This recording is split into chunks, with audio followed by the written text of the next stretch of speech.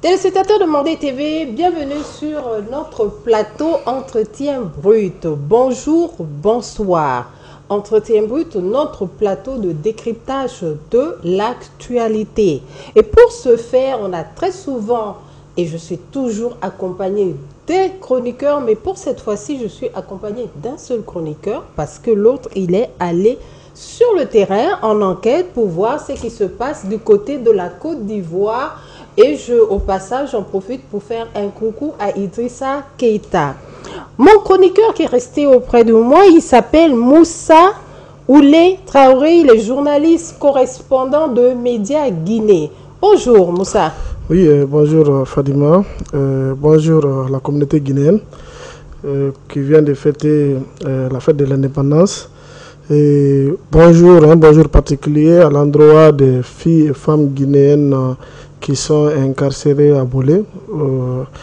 J'ai été visité, donc il y a six Guinéennes qui sont là-bas avec les différents problèmes, vol de téléphone et escroquerie et d'autres, donc tentative de meurtre. C'est pas une bonne image. Non, c'est pas une bonne image. On a été là-bas et on a été aussi à la maison centrale où on a vu une soixantaine de Guinéens qui sont dans les prisons. On a pensé à eux avec l'association Le Social des Guinéens, donc qui a distribué des vivres, qui a pensé à ces détenus, donc le jour de la fête de l'indépendance, le 2 octobre passé. Donc ça a été quand même quelque chose d'émouvant parce qu'il faut voir les filles, les très belles filles guinéennes qui sont dans les prisons pour des vols. Franchement, ça n'honore pas le pays. Bah écoute, Moussa, la beauté physique ne fait pas souvent non, parce qu'on a tous des parents, des parents donc quand vous voyez des personnes, des garçons à l'âge fleur qui sont dans les prisons pour des vols ou bien pour des délits et des crimes, donc personne ne souhaite que ça arrive. C'est désolant. D'accord, merci. On va interpeller tout ça, on va interpeller cette communauté qui vit en Guinée et puis voilà, qui essaye de vivre ici, mais malheureusement, certaines choses ne se passent pas comme on veut. Notre invité pour cet entretien du jour est Docteur Alpha Aladi Koina. Il est docteur en géopolitique et en relations international. Docteur Koina, bonjour. Bonjour. Bienvenue sur le plateau de Mandé TV. Merci beaucoup et bonjour à tous les téléspectateurs et auditeurs de la télévision Mandé TV. Eh bien, dis donc, merci beaucoup d'être là. Alors, téléspectateurs de Mandé TV, on va faire un décryptage de l'actualité. Et pour commencer tout de suite, on a pu voir beaucoup de vidéos, beaucoup de communication de part et d'autre. Évidemment, ce n'était pas la communication seulement de ceux qui sont hyper patriotes. On a vu aussi la communication faite par d'autres qui sont des forces pas positives pour le Mali. Mais il se passe quelque chose. Il y a un convoi de l'armée, en tout cas plus d'une centaine de véhicules qui se dirigent vers le nord du Mali, notamment à Kidal, qui doit être la destination finale. Docteur Koina, comment vous interprétez cela? Effectivement, depuis quelques semaines, nous assistons un peu à des hostilités dans le nord du Mali et dans le centre du Mali en réalité.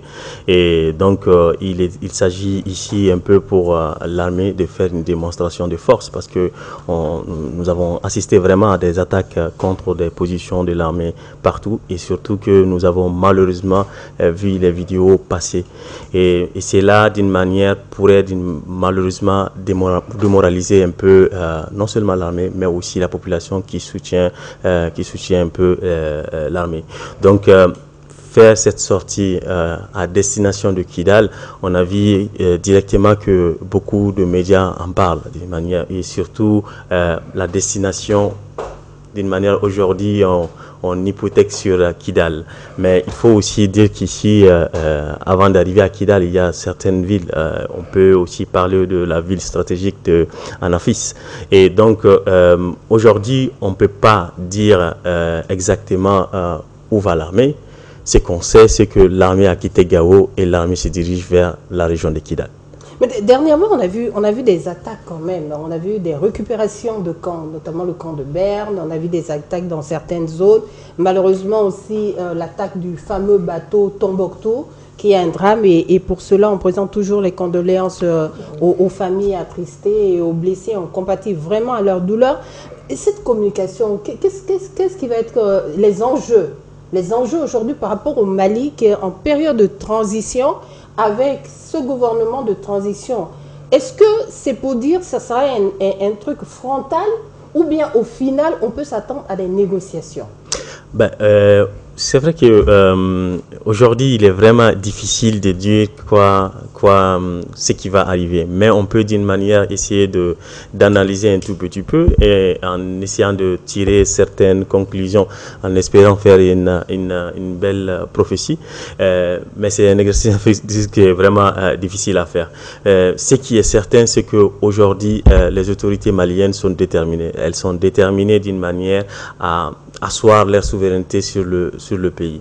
Et c'est pour cela que dès le 16 juin dernier, en fait, nous avons assisté avec spectaculairement un peu à la demande malienne aux Nations Unies du retrait sans délai de l'aménagement.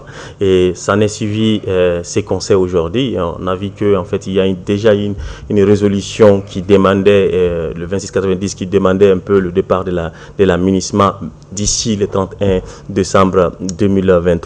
Et à cela, en fait, il faudra que l'aménagement rétrocède ses bases. Et donc, en rétrocédant ses bases, l'aménagement ne pourrait rétrocéder ces bases-là qu'à une armée régulière, à l'armée de l'État. Et aujourd'hui, malheureusement, en fait, c'est qu'on sait que depuis 2014, avec les arrangements sécuritaires avec les groupes armés, il y a certaines bases qui, d'une manière, étaient occupées par ces groupes armés. Donc, ces groupes armés, d'une manière, pensaient que ces bases allaient leur revenir de droit. Et aujourd'hui, en fait, l'armée d'Ignetz, c'est pas possible, en fait, parce que là, on est sur notre territoire. Donc, il faudra bien qu'on s'affirme. Donc, à chaque fois que l'aménagement quitte une base, l'armée doit récupérer la base.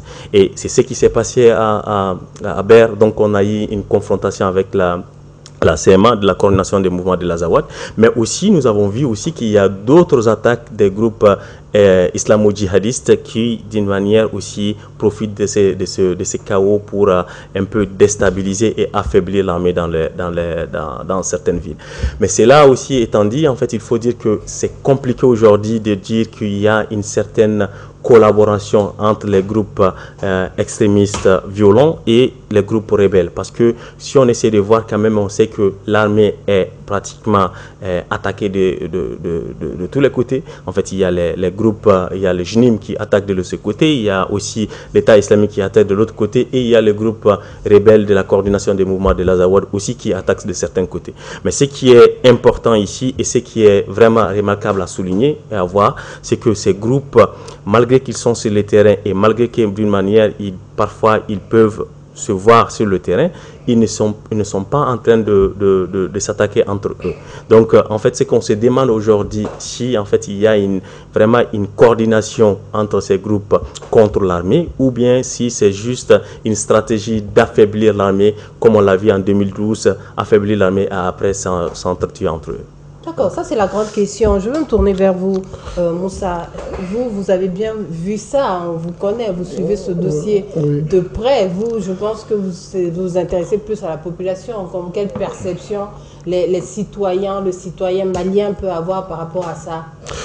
Oui, comme le docteur vient de le dire, c'est le souhait de tous les Maliens. Vous savez, la récupération de Kidal est comme pour le Mali une indépendance retrouvée, puisque c'est depuis 2011, pratiquement Kidal était coupé du reste du Mali. Donc les Maliens n'avaient plus, les autorités, il s'agit bien des autorités, n'avaient plus le contrôle sur Kidal, et on a vu même les sorties récentes du Premier ministre qui avait dit dans son allocution que pour aller à Kidal, il faudra demander l'autorisation rebelle. C'est comme s'il y a une autorité au nord et l'autre autorité aussi qui est au sud. Donc maintenant, si cette offensive des FAMA c'est salutaire pour la population, puisque je vois, en tout cas pour tout bon Malien, qui pense l'unicité du pays et qui pense que le Mali doit être indivisible et qui souhaite quand même que l'armée aille à Kidal. Mais en tout cas, moi, je suis un peu sur ma faim, je suis un peu inquiet.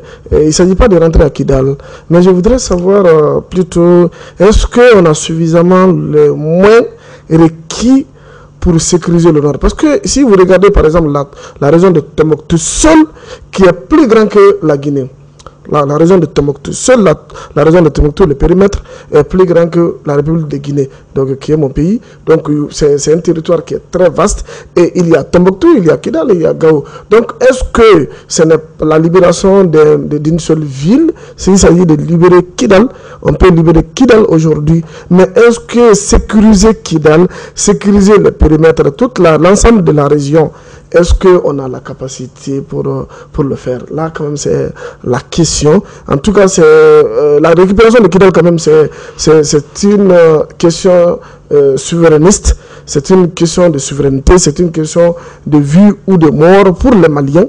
Mais est-ce qu'il n'y aura pas d'autres conséquences donc après cela? Parce qu'on peut chasser quelqu'un dans la bataille, on perd la bataille, mais la guerre continue. Donc c'est des gens, c'est des habitants qui habitent aussi, ils ont des enfants qui vont continuer. Si on prend l'historique même de ces rebelles ou des mouvements séparatistes, vous verrez que c'est pas maintenant que ça a commencé, depuis bien avant l'indépendance du Mali. Donc cela veut dire qu'il y a des gens qui sont nés dans ça et ils ont continué à mener le combat. Et il y aura aussi des personnes qui seront nées dans cette guerre aussi, qui vont continuer aussi le combat. Donc est-ce que on ne va pas continuer à mener ces guerres ou bien dire que le Mali est tout le temps dans la guerre au nord du Mali? Est-ce qu'on ne peut pas penser, réfléchir aussi à d'autres options? Est-ce que c'est l'option du dialogue comme les gens le proclament maintenant là et d'autres? Parce que même si je ne suis pas pour le dialogue pour le moment, mais je sais qu'on finira encore par dialoguer. D'accord, merci beaucoup Moussa. Docteur Kohima, par rapport à cette lutte contre le djihadisme, le terrorisme, les séparatismes même, on dira, il y a eu un événement qui s'est passé dernièrement, un trio, une alliance de trio, qu'il s'agit de la signature de la charte de Liptako Gourma. On se pose la question, la charte elle a été signée, est-ce que cette charte concrètement, à quoi doit-on s'attendre? À quoi doit-on s'attendre et comment cela va se matérialiser selon vous, votre analyse? Alors, il faut dire que d'abord, avant de parler un peu de la charte Liptako Gourma, donc de fait de l'Alliance des États du Sahel, il faut d'abord expliquer dans quel contexte un peu cette charte a été d'une manière signée. D'abord, il faut rappeler que tout a commencé d'abord le 26 juillet. Quand en fait il y a eu le coup d'État au Niger. Donc on sait qu'après le coup d'État au Niger, le 26 juillet, directement il y a eu une sanction de principe de la CEDEAO. Exactement. Donc il y a eu la sanction de la CEDEAO qui, d'une manière, d'abord a fermé les frontières et après a parlé directement d'une intervention. Et une intervention au Niger, d'une manière, ce qui n'était d'une manière même pas envisageable au Mali, ni en Guinée, ni au Burkina Faso. Mais pourquoi le Niger? Et là, directement, on voyait un peu une main invisible. On se disait que, bon, de toutes les façons, il y avait quand même un fidèle à Bazoum, qui est la France, qui d'une manière poussait un peu la CEDEAO pour... Protéger, ça, c'est la position. protéger, oui, exactement, d'une manière. Ça, c'était un peu la position des gouvernements maliens et burkinabés.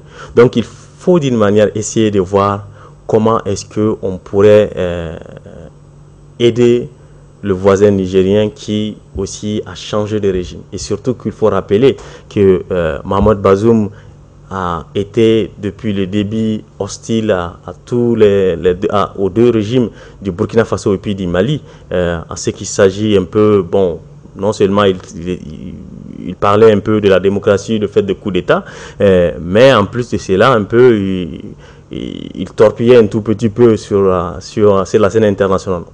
On pensait qu'à un moment donné, ça allait cesser, parce que en fait, c'est qu'il y a un peu de réel politique. C'est que quand il y a des voisins, tu peux pas, en fait, il y a certaines affaires à l'intérieur des pays que tu essaies d'éviter parce qu'il peut y avoir des conflits de voisinage. Mais ça continue un tout petit peu. Donc, le fait qu'il y ait eu des coups d'État, c'était un peu salutaire pour ces deux régimes-là.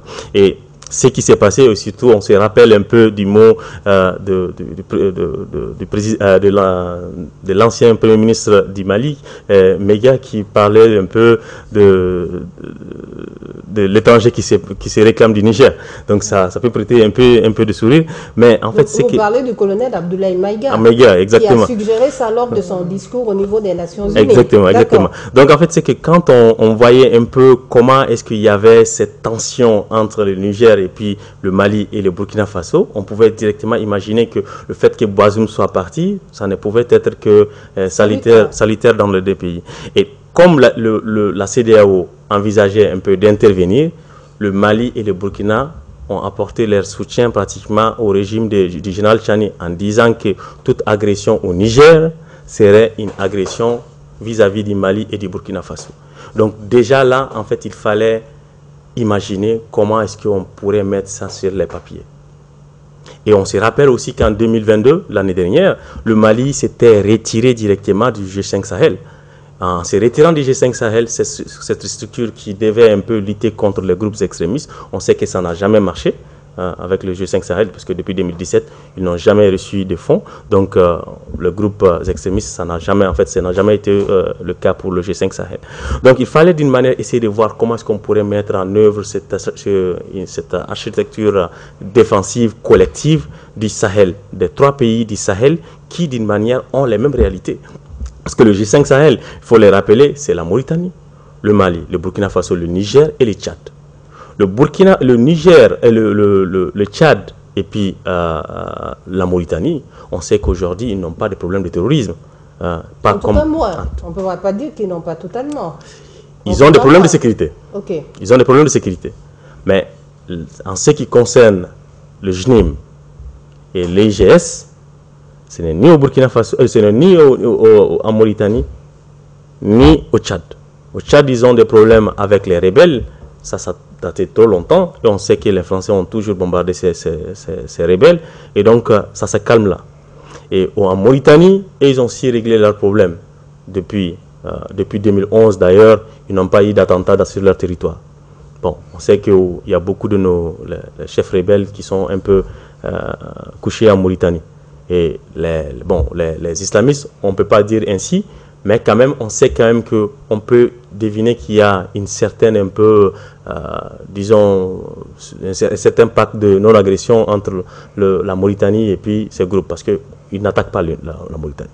Mais le Mali et le Burkina Faso et le Niger, pratiquement, c'est les champs où ils mènent leurs activités.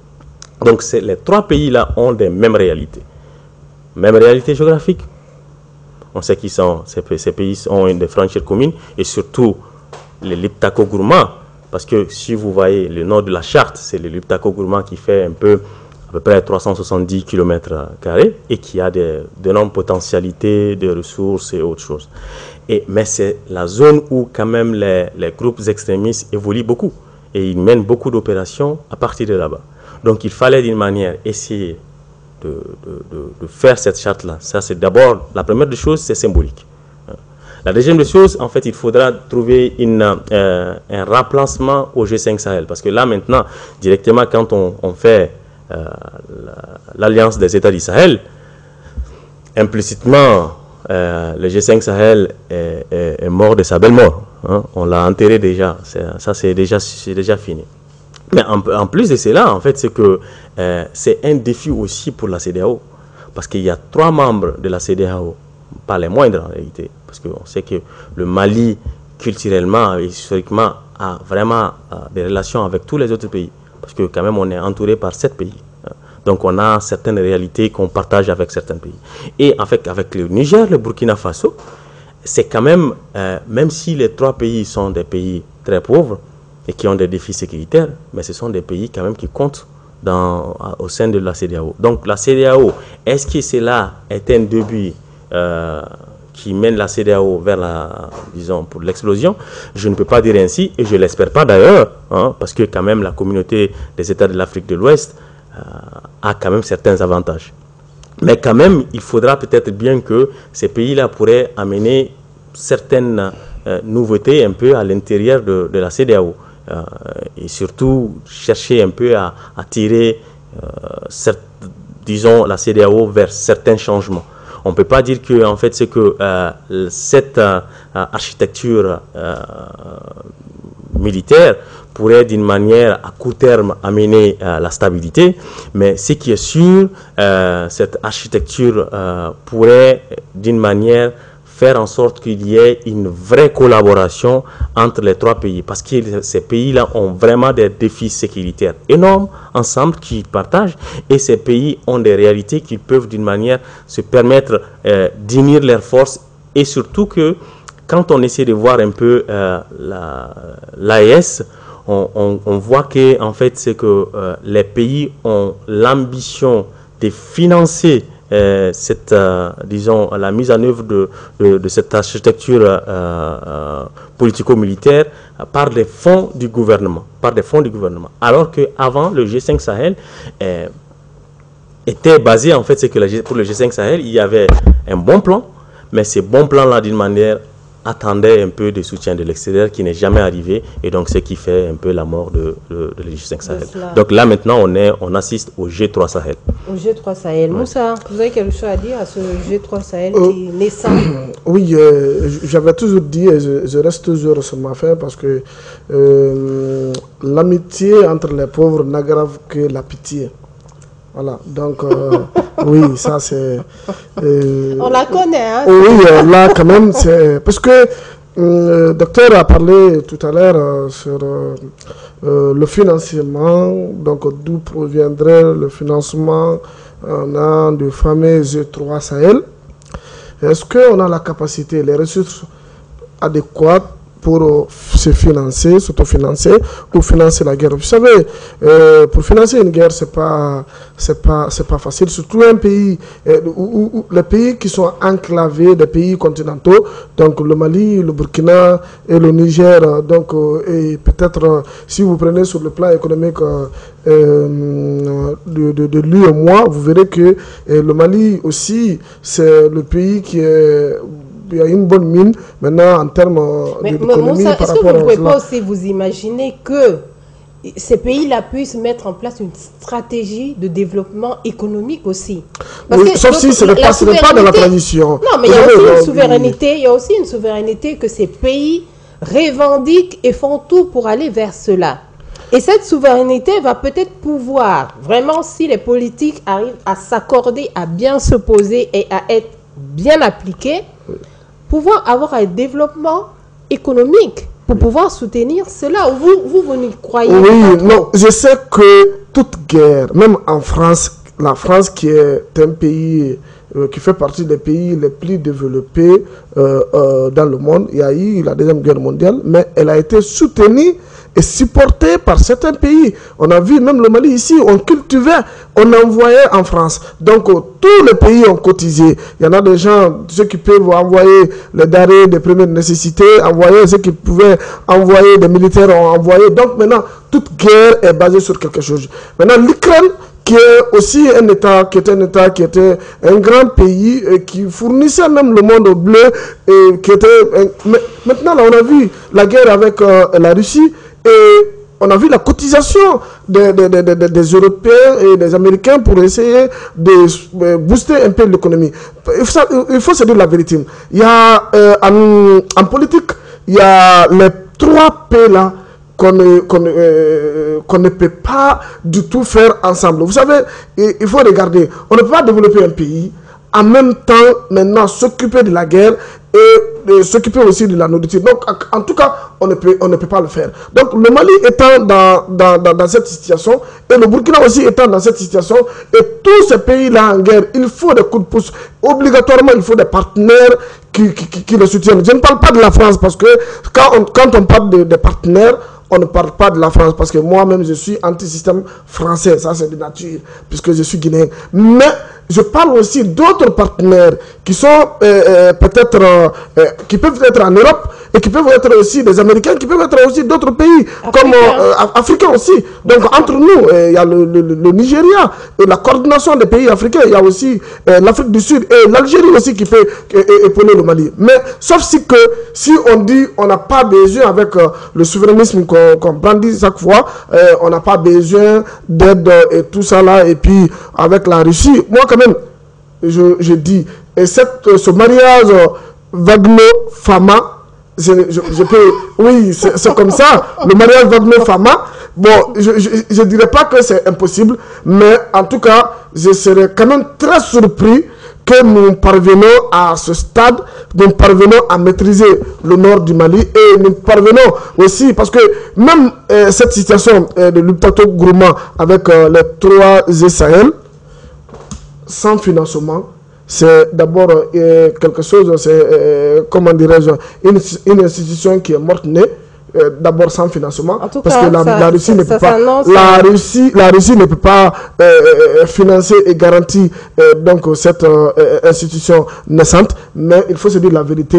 Moi, je ne parle pas de la France, mais en tout cas, il faut une bonne politique d'extérieur pour pouvoir alimenter maintenant les caisses de l'État, pour pouvoir financer maintenant cette institution maintenant qui essaie de cadrer le Luptago Gourma. Mais au-delà de Luptago Gourma, ce n'est pas les frontières seulement de Luptago Gourma.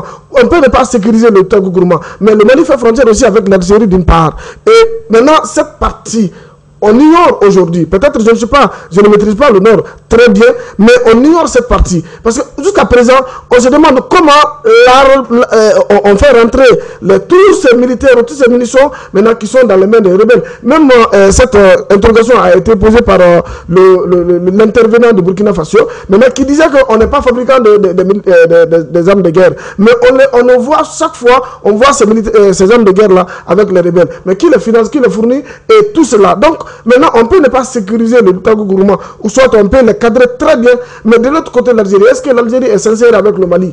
Point d'interrogation. Donc, c'est pour vous dire que cette guerre n'a fait que commencer, et on va la mener.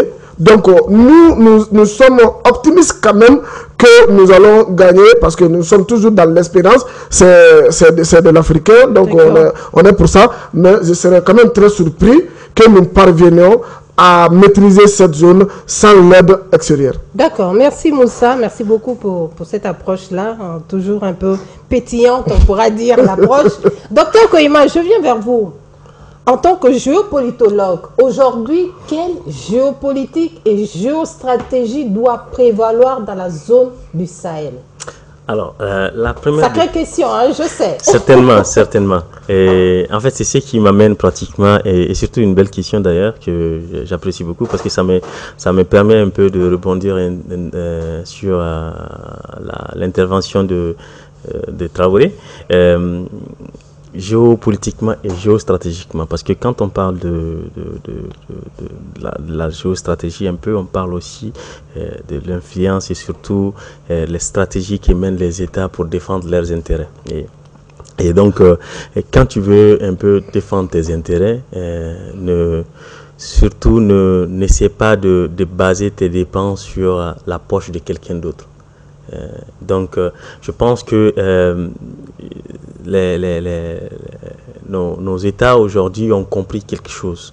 C'est que si il y a des choses qui te tiennent vraiment, qui sont stratégiques pour toi dans ton pays, n'essaie pas de les lier à l'aide extérieure. Ça, on doit sortir de cela. Parce que les États n'ont pas des amis. Hein. Les États ont des intérêts.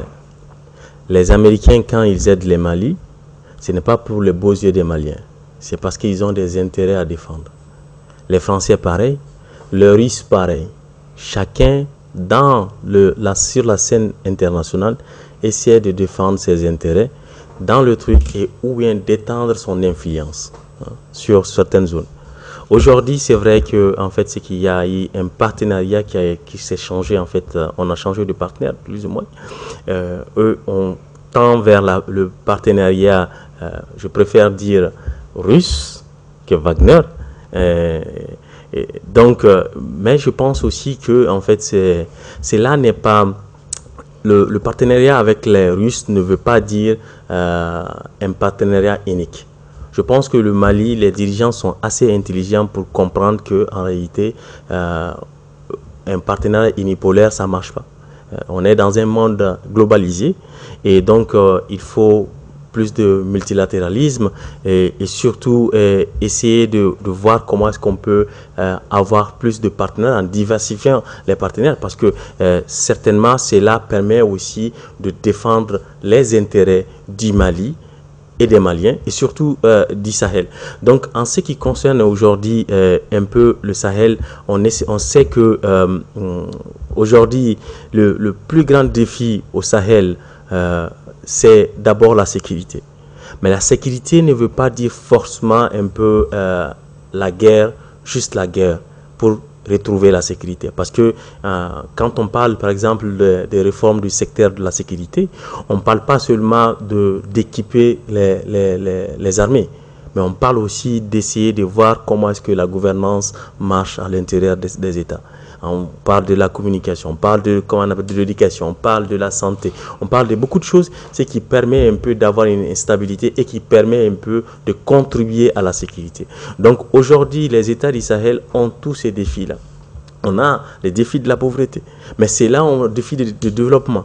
Et surtout la jeunesse qui est là, en fait, parce que la jeunesse qui est là, pratiquement, qui n'a pas d'espoir. Parce que si les jeunes n'ont pas d'espoir, c'est là aussi est un défi sécuritaire à long terme.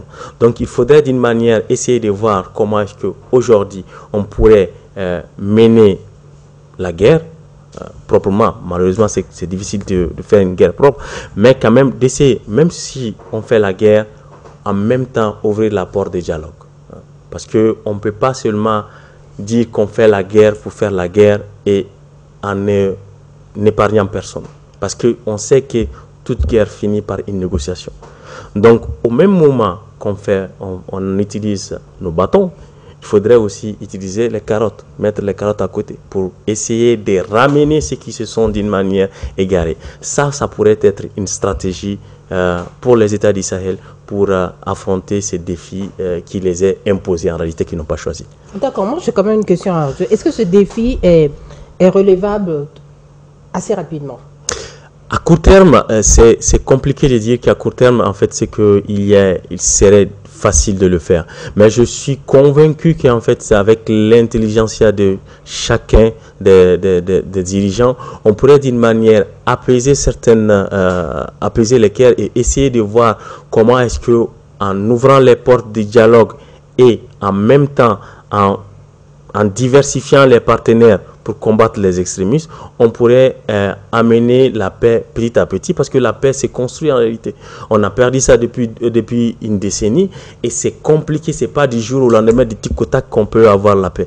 Mais quand même, on pourrait apaiser, essayer de mettre les conditions, négocier, faire certains compromis, parce que pour la paix, rien ne vaut la paix, il faut le dire. Hein. C'est que donc il faut parfois faire certains compromis, mais au même moment essayer de voir comment est-ce qu'on pourrait résoudre le problème petit à petit pour construire en fait notre Grand Sahel. D'accord, Dr Koima, merci beaucoup. Je vais vous laisser sous les mains de Moussa. Moussa, vous avez quelque chose à demander à notre docteur? Docteur, je vois que vous êtes dans la logique des deux, donc vous êtes pour les négociations parfois, donc vous êtes un peu pour essayer d'instaurer la souveraineté du Mali au nord, mais pour un territoire qui est 2 fois plus grand que la France, 1 million de kilomètres carrés, pensez-vous que l'armée malienne a la capacité maintenant de sécuriser le nord du Mali après la rentrée à Kidal? Alors, la première des choses qu'il faut d'une manière clarifier d'abord, parce que quand on parle un peu du territoire, c'est vrai que le Mali fait 1 241 238 km², c'est que c'est pas, il ne faut pas dire en fait ce que l'armée malienne quitte quelque part pour sécuriser quelque part, parce que l'armée malienne un peu est chez elle. Hein. Donc le nord, c'est le territoire du Mali, et je pense que le nord, c'est tous les populations du nord sont des Maliens. Donc il faut d'une manière essayer d'inclure toutes ces populations-là à l'intérieur de l'architecture et faire en sorte que en fait il y ait une vraie pratiquement armée pour combattre les groupes extrémistes. Qu'est-ce que cela veut dire? Cela ne veut pas dire qu'aujourd'hui, en fait, l'armée malienne n'est pas diversifiée, hein, pas du tout. C'est juste que, en fait, c'est qu'on doit sortir de ce logiciel qui fait que, d'une manière, à chaque fois qu'on parle du Mali, on parle du Mali du Nord, on parle du Mali du Sud. Moi, personnellement, je suis du Nord. Hein. Donc, en fait, mais je ne me reconnais pas d'une manière de rebelle. Et c'est pratiquement la majorité de la population du Nord est comme ça. Donc, en fait, il faut d'abord sortir ces logiciels-là qu'on vend à l'extérieur. Et donc, il faut d'abord essayer de voir cela comme les populations du Nord sont des populations intégrantes du Mali. Donc, ces populations-là aussi, d'une manière, contribuent à la stabilité du Mali. Donc, contrôler une zone, on ne peut pas, d'une manière, aujourd'hui, dire qu'on pourrait contrôler les 1 240 1 238 km². Non, mais on peut, d'une manière, essayer de protéger les grandes agglomérations et puis essayer de sécuriser aussi les tronçons. Là, c'est juste un début. Après, d'une manière, on pourrait, la Mauritanie est assez grande. L'Algérie est plus grande que le Mali, mais d'une manière, il y a quand même une sécurité dans ces pays-là. Petit à petit, nous allons reconstituer notre armée. Nous allons nous équiper avec des armements et surtout aujourd'hui avec des drones pour pouvoir mieux surveiller nos territoires au lieu de faire d'une manière prendre un pick-up parcourir 200 km avec les drones et puis les aéronefs, on pourrait d'une manière surveiller. Et c'est là, petit à petit, on pourrait d'une manière contrôler notre pays et aussi amener la sécurité pour toutes les populations. Oui, vous parlez de négociations. Juste, c'est une question qui me venait en tête. Vous avez parlé de négociations. L'autre fois, j'ai suivi une vidéo où l'ancien président Ahmed Toumani Touré disait que le Mali a envoyé plus de 6 000 milliards de francs CFA au nord du Mali pour le développement à Kidal. Et le Mali a beaucoup fait au temps de Ahmed Toumani Touré. Il y a eu des négociations. Il y a eu même des ministres issus de rang des rebelles. Maintenant, sur quoi on va dialoguer? Parce qu'ils ont les ministres, ils ont eu de l'argent jusqu'à ce que ça ne leur suffise pas. Mais maintenant, il faut la guerre. Quand la guerre est déclenchée, on dit négocier. Sur quoi on va négocier? Alors, la première des choses qu'il faut clarifier d'abord, c'est que quand on essaie de dire, de négocier ou bien d'aider à ce qu'il y ait un développement au nord, on ne demande pas en fait de développer une personne. Malheureusement, c'est ce qui a toujours été fait. C'est que quand il y a la guerre, d'une manière de revendication, on prend 2, 3 personnes ou une famille ou 2 familles, on leur donne des millions, ils se taisent et d'une manière, ils amènent un peu la communauté vers un semblant de paix. Et donc, quand il y a un semblant de paix, tôt ou tard, ça va se déclencher encore. D'une manière, il y aura des manipulations. Quand l'argent finit, on manipule encore ces populations et puis on les amène vers la guerre. On sait qu'aujourd'hui, si vous avez bien observé, vous voyez qu'en fait, c'est que cette grande dynamique, avant il y avait de l'enthousiasme dans les communautés à faire la guerre pour d'une manière, pour un idéal qu'ils ne vont jamais retrouver. Et aujourd'hui, on voit que cette dynamique n'est pas sur le terrain en réalité. Donc, les communautés ont compris, en fait, au fil du temps qu'en réalité, c'est qu'à un moment donné, elles étaient manipulées d'une manière pour des intérêts partisans. Et donc, aujourd'hui, en fait, ce n'est pas le cas. Donc, ce qu'il faut faire d'une manière, quand on dit de négocier, aujourd'hui, on parle de l'accord pour la paix issu du processus d'Alger. Il y a vraiment des bons points dans l'accord. On parle de la décentralisation et surtout, on fait un peu référence à la régionalisation. Je pense que cela pourrait être un bon début d'abord pour d'une manière le mettre en œuvre, en fait en essayant de montrer d'abord, la première négociation c'est de faire comprendre quoi? De faire comprendre aux rebelles que le fait de récupérer les bases laissées par l'aménagement n'est pas d'abord une agression vers elles. Et d'ailleurs, vers eux d'ailleurs, et d'ailleurs, en fait, c'est que l'armée, que ce soit l'armée, que ce soit le régime, tient vraiment à ce qu'il y a une stabilité et tient vraiment à mettre en œuvre l'accord. En deux, montrer aussi que l'accord, par exemple, en ce qui concerne la décentralisation, parce que en fait, pour moi, c'est le point qui m'intéresse beaucoup dans l'accord, la décentralisation. Ayant vécu un peu dans divers pays, en essayant de voir un peu la décentralisation dans ces pays-là, on voit qu'en fait, le pouvoir est vraiment décentralisé. C'est qu'il y a des pouvoirs, il y a l'autonomie, voilà. En fait, c'est qu'il y a une gestion des communautés.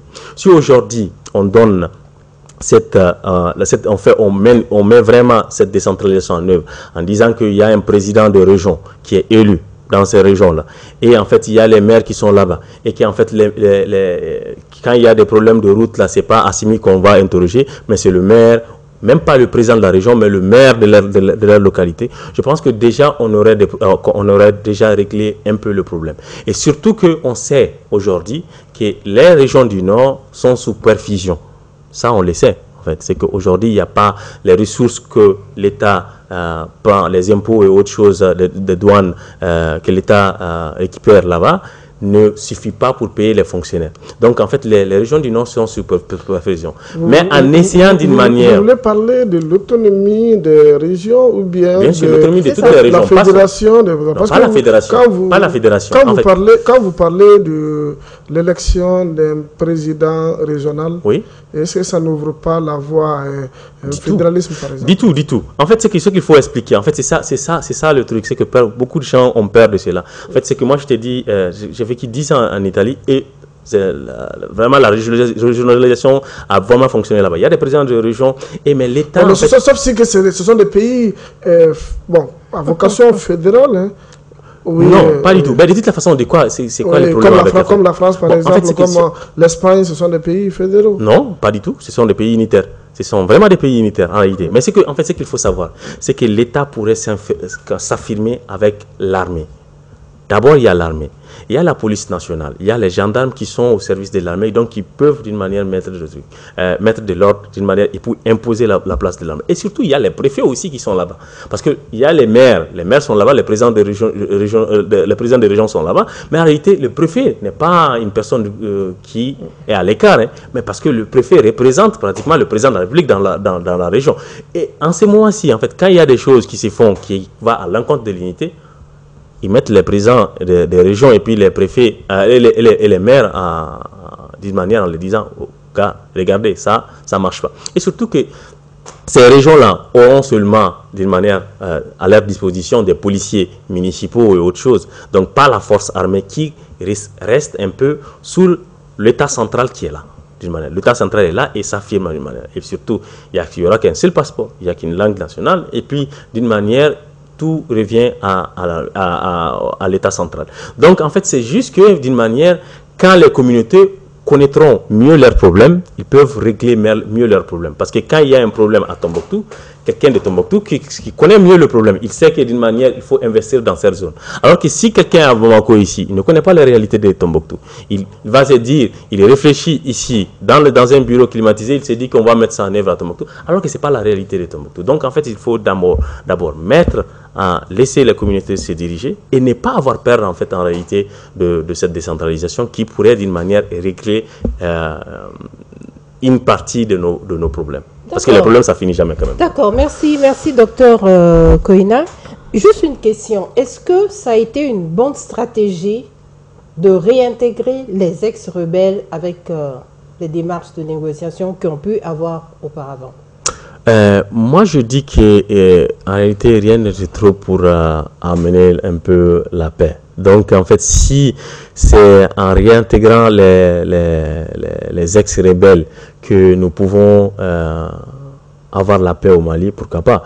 Donc, en fait, c'est que ce qui est plus important, ce n'est pas d'une manière le poste qu'on va donner à telle personne, mais c'est combien de vies nous pourrons d'une manière sauver en évitant la guerre. Donc pour moi, l'essentiel c'est de sauver des vies, et pour moi l'essentiel c'est de savoir aussi que de se mettre en tête qu'on n'a qu'un seul pays et que d'une manière on doit vivre ensemble. C'est comme pratiquement nos deux mères, d'une manière peut-être la main gauche et la main droite, ils savent que je suis alpha, donc si l'une ne veut pas rester avec l'autre, là ce serait ma fin alors. Donc je pense bien qu'en fait c'est que là on doit le comprendre et eux on doit se dire que ce qui peut faire en sorte qu'on amène la paix et la quiétude au Mali, il faut aller vers ça. Ne sera pas de trop, voilà. Merci. Donc ce dossier, il est carrément un petit peu bouclé. Je sais que c'est un dossier sur lequel on va souvent revenir et on vous verra ici sur le plateau de Mandé TV. Entre-temps, on a un dossier, un dossier d'enquête qu'a mené Moussa. Voilà, il s'agit de tout ce qui s'est passé dans les universités. La dernière fois, on en a parlé sur le plateau de Mandé TV. On a interpellé les parents d'élèves, les étudiants et surtout les autorités. On s'est dit, il faut aller fouiller, il faut savoir qu'est-ce qui se passe dans nos universités au point qu'on retrouve des armes de guerre. Moussa, qu'est-ce que ça a donné cette enquête? Oui, c'est pratiquement une apocalypse à l'université de Bamako, surtout la colline du savoir, comme on appelle.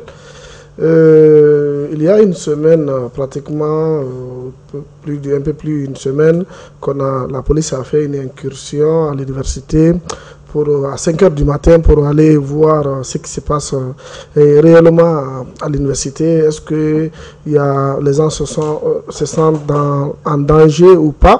Mais on a vu que il y a eu des saisies des armes de guerre, des gourdons, des machettes et beaucoup d'armes blanches. Et pratiquement, ça a effrayé tout le monde. Et il y a eu des commentaires par-ci, par-là. Mais nous, on a pris l'initiative aussi de rouvrir le dossier et d'aller voir réellement ce qui s'est passé et qu'est-ce qui a motivé la police à faire cette incursion à l'université, surtout dans les campus, des grands campus sur la colline. Mais on a vu qu'il y a pratiquement une cause. Et cette cause, c'est quoi? Actuellement, nous sommes en pré-campagne pour le renouvellement des bureaux des AEM de différentes facultés. Maintenant, on a vu que la semaine passée, il y a eu maintenant des affronts entre les deux groupes qui veulent contrôler, c'est-à-dire le bureau sortant et le bureau entrant. Donc, il y a eu des affrontements et jusqu'à ce qu'il y ait eu des tirs à balles réelles entre les deux groupes. Donc, la police étant représentée à l'université et vu que entre les universitaires, surtout dans un campus où il y a eu des armes, mais la police s'est interrogée, comment les armes blanches se sont retrouvées ici? Est-ce que quand on fait les fouilles, on ne va pas trouver encore d'autres armes qui sont cachées dans les chambres? Et c'est pourquoi ils ont demandé un mandat de perquisition au niveau du CNU qui contrôle actuellement le campus universitaire, mais pas l'AIM, puisque dans les émissions précédentes, nous pensions que c'est l'AIM qui dirigeait, mais d'après les enquêtes, on a vu que c'est le CNU donc, qui contrôle maintenant le campus universitaire et qui donne les chambres aux gens. Donc maintenant, quand on est parti, on a vu que la police a demandé un mandat, donc l'autorisation a été donnée à la police à 5 h du matin. Donc la police a débarqué au campus pour fouiller dans les chambres où ils ont trouvé beaucoup des armes militaires, parce qu'il faut se dire la vérité, des armes militaires, mais pas des armes lourdes, mais les armes militaires et des kalash aussi qu'on a trouvé là-bas. Et il y a eu des gourdons, il y a eu beaucoup de machettes et tout cela. Donc maintenant, il y a eu l'arrestation aussi de personnes. Donc la cause réelle de cette incursion, d'abord, c'est l'affrontement inter-AEM. Donc c'est ce qui a causé tout cela qui n'a pas été dit. Mais ce qui est déplorable aussi dans tout ça là, il faut se dire la vérité, les gens qui sont dans les campus sont dans l'insécurité totale. Puisque si les armes qu'on a saisies, ce qu'on a vu à la télé, ce qu'on a vu sur les réseaux sociaux, et si on pense qu'on a saisi dans un campus universitaire à Bamako, cela veut dire que ceux qui y passent la nuit dans ces campus ne sont pas en sécurité du tout. Mais selon l'AEM, les privilèges que l'AEM avait à l'époque sur la gestion de campus, ils n'ont plus ces privilèges. Donc c'est le CNU qui a les privilèges et qui donne même c'est-à-dire les structures des campus sont gérées comme telles. On a des présidents de blocs. Donc à chaque bloc, il y a un président qui gère tout le bloc. Donc toutes les chambres qui sont dans le bloc, même s'il y a 40 chambres, c'est un président qui gère tout. Donc qui remonte l'information au CNU. Et maintenant, dans les chambres aussi, il y a des présidents président des chambres, donc s'il y a 10 personnes dans une chambre, donc il y a un président donc, qui est le président qui informe le président du bloc, et le président du bloc aussi informe que le CENI qui est représenté, qui est même dans l'enceinte, même dans la cour même du campus, donc il est régulé là-bas. C'est pour vous dire que ce qui a été fait, peut-être le CENI est au courant, et l'AEM peut être au courant parce que on a retrouvé les armements dans les mains des AEM parce que c'est eux qui se sont tirés dessus. Donc c'est eux d'abord qui ont été les premiers à faire ce forfaiture. Donc maintenant, c'est pour vous dire que les gens qui sont dans les universités, dans les campus, sont dans l'insécurité totale. Mais il y a un point aussi à souligner. On va se demander, l'AEM gère quoi à l'université actuellement ou dans nos universités? Pratiquement, ils ont, selon nos enquêtes, on a vu que les parkings, maintenant qui étaient les caisses de résonance pour l'AEM, les parkings ne sont plus gérés par l'AEM. Et aussi, les chambres aussi qui étaient dans les mains de l'AEM aussi, les chambres ne sont plus dans leurs mains. Donc l'AEM est là aujourd'hui pour les politiciens. Ça, il faut se dire la vérité, ce n'est pas pour les étudiants, mais pour les politiciens, parce qu'on sait que c'est un foyer des étudiants, donc il y a des milliers de personnes, donc les politiciens qui veulent faire sortir beaucoup de personnes, même l'État, donc qui demande le concours de l'AIM, j'ai besoin de 1000 motos, ou j'ai besoin de 100 motards, donc il faut donner le prix de carburant 5000 francs chacun, donc ils vont donner 2000 francs, parce qu'on sait qu'il y a des gens qui sont dans les campus qui n'ont rien à manger, donc si vous leur tendez au moins 2000 francs, ils vont sortir, ça c'est obligatoire. Mais ce qui est à retenir dans tout cela, c'est pour dire que moi je suis sceptique et je suis sur ma faim, il faut dissoudre l'AEM là, qui est d'abord un danger pour l'étude au Mali, donc qui se croit en Côte d'Ivoire où la FESI faisait aussi la même chose, donc pour une bonne étude au Mali, pour essayer encore de donner la valeur à l'étude universitaire au Mali, donc il faut dissoudre obligatoirement cette structure étudiantine. En un mot, l'AEM n'est pas là, mais le système continue. Oui, l'AEM est là en partie, mais de façade. Voilà, donc parce que l'AEM ne contrôle plus rien. Donc la saisie des armes n'est pas à l'actif de l'AEM, il faut se dire la vérité. C'est le CENI qui devrait faire ça parce qu'ils ont les présidents de bloc, ils ont aussi les présidents de chambre. Donc maintenant, si ces présidents de chambre et les présidents de bloc là ne forment pas leur hiérarchie pour les armes, parce qu'on ne peut pas casser les armes dans les chambres, étant donné qu'il y a un président de chambre qui est à l'actif ou qui est sous l'autorité du CENI, donc on ne peut pas mettre à l'actif de l'AEM. D'accord, donc on va toujours garder l'œil là-dessus. Voilà, c'est une enquête pour nos citoyens, pour la population. Le Mali doit pouvoir évoluer pour ce genre de choses-là. Des étudiants aujourd'hui, ce système doit carrément être revu. Voilà, pour le bonheur des Maliens, pour le bonheur des populations. Parce que ce sont des étudiants qui quittent des campagnes, des zones reculées de la ville, qui viennent ici pour étudier et qui se retrouvent malheureusement dans ce système qui n'honore pas le Mali, tout simplement. Donc, c'est un dossier à regarder de près, téléspectateurs de Mandé TV. En termes d'actualité nationale, les dossiers sont bouclés. On a une actualité qui s'est faite il y a juste 2 jours. Il s'agit de l'indépendance de la République de Guinée, qui fêtait ses 65 ans. Quand même, 65 ans, c'est pas peu, hein? Oui. Alors, qu'est-ce qu'on peut retenir? Quel bilan? Oui, Fadima, il faut dire d'abord que la Guinée fut le premier pays francophone de la sous-région à avoir accédé à son indépendance. C'était un 2 octobre 1958. Vous savez, avant cela, il y a eu la conférence de Bamako où les différents syndicats étaient venus ici pour demander, pour faire une coalition, un bloc pour demander l'indépendance de l'Afrique. Donc, à travers ce fameux projet de la France-Afrique qu'avait proposé à l'époque le président général de Gaulle aux Africains. Donc, le 25 août 1958, tout est parti de là-bas, où général de Gaulle est venu en Guinée, donc qui a été ovationné, qui a été bien accueilli et qui a écrit même dans son livre que nulle part au monde il n'a été reçu qu'en Guinée. Donc cela veut dire que l'ambiance était de beau fixe, mais la surprise que Sékou Touré lui avait réservé, il ignorait ça. Donc c'était ce fameux discours ce jour-là. Donc le discours, il y a eu 3 discours ce jour-là en 1958, le 25 août.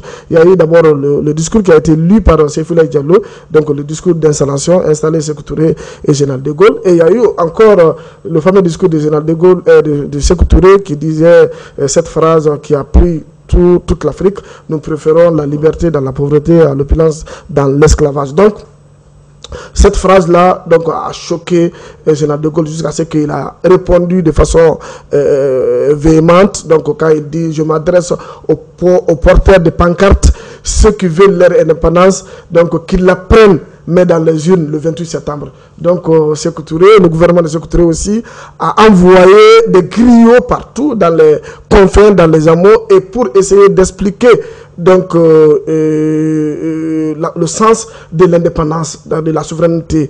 Donc ce jour-là, il y a eu des chansons maintenant qui sont nées en disant à chaque fois, ça fait plus de 40 ans, nous disons oui, mais cette fois-ci, nous disons non. Donc maintenant, et ce nom-là, tous les Guinéens, le vote a eu lieu, même au Mali ici, dans tous les pays francophones pour la France-Afrique. Seul en Guinée, la Guinée a dit non. D'accord. Donc, d'accord, Moussa. Alors le bilan. Le bilan, on peut dire que le bilan est mitigé en Guinée.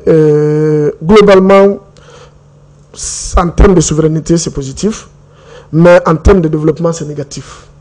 Puisque la Guinée, au lieu de jeter, quand on lave un enfant, donc on ne doit pas jeter l'enfant, l'eau et l'enfant. Donc c'est ce que la Guinée a fait. Donc on a jeté l'eau et le bébé. Donc il faudrait jeter l'eau et garder le bébé. Donc la Guinée, non seulement c'est un pays qui voudrait Sékou Touré avec sa rage, parce que son arrière-grand-père était ici au Mali, donc un certain Bakary Touré, donc qui est de Gao et qui a été déporté à Madagascar. Lui, il connaît l'histoire. Et aussi Samori Touré qui fut aussi envoyé au Gabon. Sékou Touré a tout ça là dans sa tête. Donc c'est pour vous dire que Sékou Touré avait la rage, donc en demandant en un temps le premier pays a demandé le départ des Français. Mais sauf si que le départ a été mal fait. Donc Sékou Touré disait à l'époque que il a été incompris.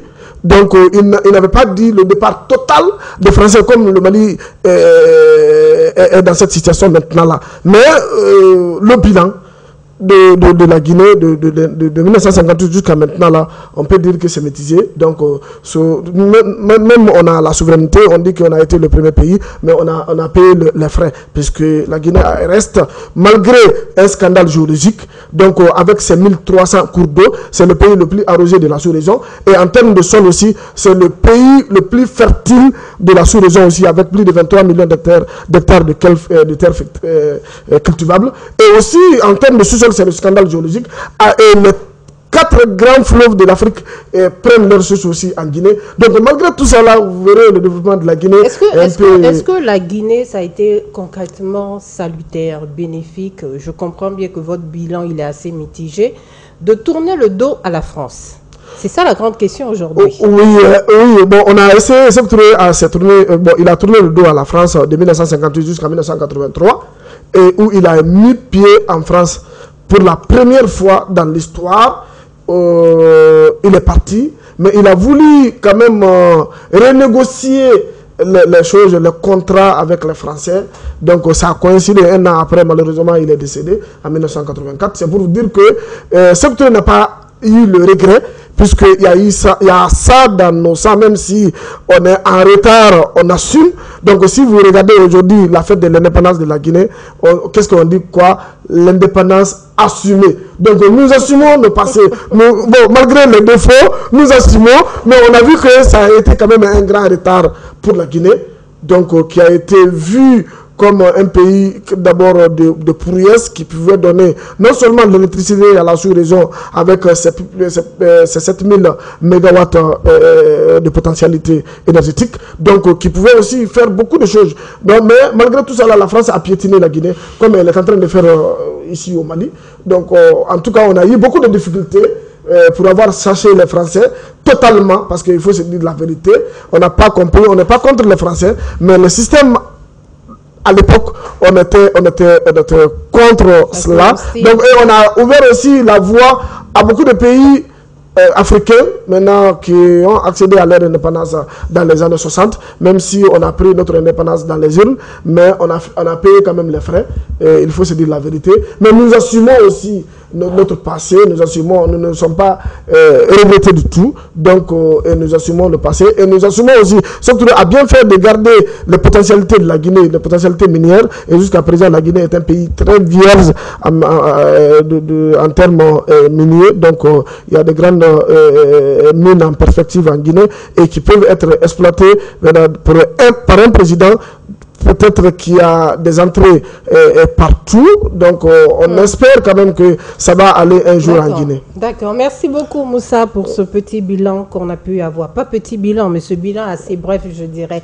Docteur Koima, je me retourne vers vous. Vous avez très bien compris, la Guinée a tourné le dos à la France, le Mali aussi qui tourne le dos à la France. Géopolitiquement, est-ce que c'est une bonne stratégie? Alors, en fait, c'est toujours bien d'affirmer sa souveraineté en réalité. Moi, je pense sincèrement que Sékou Touré avait bien fait, mais c'est juste que en fait il faut dire que c'est la gestion qui a suivi qui n'a pas été bien faite d'ailleurs. On aurait pu en fait d'une manière, il aurait pu d'une manière essayer de non seulement d'essayer de voir après l'indépendance, oui, les tensions étaient vraiment à la hausse, mais en fait à un moment donné il pouvait d'une manière essayer de tendre la main peut-être bien avec à d'autres partenaires pour essayer de développer la Guinée. Mais il était un peu plus occupé par des tensions internes en pensant que à chaque fois qu'il y avait un coup d'État contre lui, donc il n'a pas eu beaucoup d'ambition par rapport à ce que la Guinée pouvait faire à l'interne. Et je pense que c'est ce qu'on doit un peu essayer de voir, c'est que c'est vrai, c'est bien d'affirmer sa souveraineté, mais en fait c'est que il faudrait bien sortir aussi de ce discours seulement de souveraineté, sans pour autant faire des choses concrètes dans le pays. Donc c'est vrai, on peut d'une manière essayer de voir que bon, la France en tant que colon a essayé d'une manière, essaie toujours de défendre ses intérêts, mais aujourd'hui on est dans un monde multipolaire et on a beaucoup de partenaires qui veulent d'une manière défendre leurs intérêts ou essayer d'investir en essayant de voir quelque chose. Donc on ne peut pas d'une manière essayer après 60 ans continuer toujours à indexer seulement la France. La France a ses responsabilités, mais nos dirigeants aussi ont leurs responsabilités. On doit accepter un peu de le dire quand il le faut, que nos dirigeants ont leurs grandes responsabilités dans les retards qu'il y a. Parce qu'il faut rappeler qu'en fait, il y a beaucoup de pays qui ont aussi eu leur indépendance en Asie en même temps que des États africains, mais qu'aujourd'hui, qui sont pratiquement, on ne peut pas dire que ce sont des puissances, mais qu'aujourd'hui, il ne manque rien dans leur pays. Donc, il faut essayer de voir ça, essayer de voir aussi que d'une manière, ces pays-là ont investi dans non seulement dans leur population, ils n'ont pas essayé de faire leur propre promotion parce que malheureusement, quand tu passes à Paris ou tu passes dans des grandes villes européennes, tu as tendance à voir des Africains qui fructifient avec de l'argent et le plus souvent ce sont les enfants de nos dirigeants. Donc il faut reconnaître qu'en fait c'est vrai que les ex-colons cherchent à défendre leurs intérêts et ça c'est tout à fait normal, hein. Même en tant que disons le Mali chercherait ses intérêts au profit d'autres pays, mais c'est qu'il faut être intelligent pour essayer de voir qu'à un moment donné être, je ne dirais pas, en fait, être responsable et puis défendre les intérêts de son peuple et ne pas penser seulement à ses intérêts personnels, économiques. Voilà. D'accord, merci beaucoup. Nous arrivons à la fin de notre entretien brut du jour. Docteur Koina, vous avez un dernier mot à nous donner? C'est que en fait le dernier mot que j'ai donné, c'est juste un peu une pensée vraiment pieuse et religieuse à toutes les victimes de la guerre au Sahel et surtout en espérant que nos dirigeants auront l'intelligence d'une manière de s'ouvrir à tous les partenaires et aussi d'essayer de voir comment est-ce que c'est le peuple, comme le disait en fait le président de la transition malienne. En fait, s'ils sont là-bas, c'est grâce au peuple. Donc en fait, c'est que chacun des responsables doit mettre ça dans la tête et essayer de défendre l'intérêt de leur peuple en espérant que le Sahel pourrait recouvrer sa paix et puis son développement dans les prochaines années. Merci beaucoup, docteur Koina. Moussa? Oui, oui, moi, je salue l'idée, l'initiative de mon ministre des Affaires étrangères, à savoir docteur Maurice Kouyaté, le prix Nelson Mandela, donc qui a eu l'initiative d'organiser dans les ambassades cette année donc la semaine de l'indépendance et qui a été un succès donc inimaginable. Et dans les ambassades, on a passé une semaine vraiment dans les ferveurs et les Guinéens se reconnaissent maintenant et Guinéens à l'étranger. Donc c'est un grand homme, c'est un ministre, l'un des meilleurs ministres des Affaires étrangères, s'il faut le dire, mais une pensée pieuse à l'endroit d'une femme qui a donné toute sa vie pour l'indépendance de la Guinée. Il s'agit de Mbalia Camara qui fut assassinée le 18 février 1955 et qui a été éventrée pendant qu'elle était enceinte de 6 mois. Donc c'était pour l'indépendance de la Guinée. Elle reste un symbole vraiment pour la République de Guinée. Téléspectateurs de Mandé TV, aujourd'hui c'est terminé. On se dira pour la prochaine fois. Alors nous sommes avec Dr Alpha Aladi Koina. Il est docteur en géopolitique et relations internationales. Docteur Koina, merci beaucoup. Merci beaucoup d'avoir été des nôtres aujourd'hui. Ça fait un plaisir. Et mon chroniqueur d'aujourd'hui est Moussa Oulé Traoré, journaliste correspondant de Média Guinée. Moussa, on se dit à la prochaine. Bien des choses d'ici là. Téléspectateurs de Mandé TV, on se dit à la prochaine. Entre-temps, restez sur les ondes de Mandé TV et aussi regardez sur notre page Facebook le direct de ce plateau. Et je salue la technique qui a pu faire du bon travail pour enregistrer cette émission aujourd'hui. On se dit à la prochaine.